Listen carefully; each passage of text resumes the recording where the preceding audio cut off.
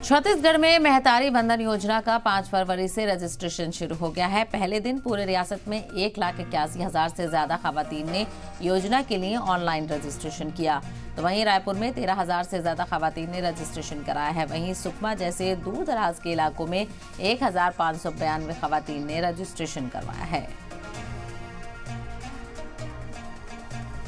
तो सुकमा में रजिस्ट्रेशन कराया गया। आपको बताते चले तो छत्तीसगढ़ में महतारी वंदन योजना को लेकर खवातीन खुद मुख्तार हो रही हैं। छत्तीसगढ़ के अलावा सुकमा में भी ये किया गया और महतारी वंदन योजना से कई हजार खवातीन जुड़ी हैं और 5 फरवरी से इसको लेकर रजिस्ट्रेशन शुरू हो गया है।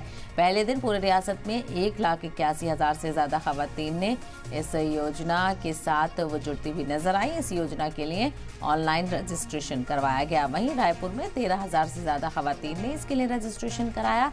इसके अलावा सुकमा की अगर बात करें और सुकमा जैसे दूर दराज के इलाके में भी 1,592 खवातीन ने रजिस्ट्रेशन कराया है। तो स्कीमों के फायदे को लेकर खवातीन बेदार हो रही हैं।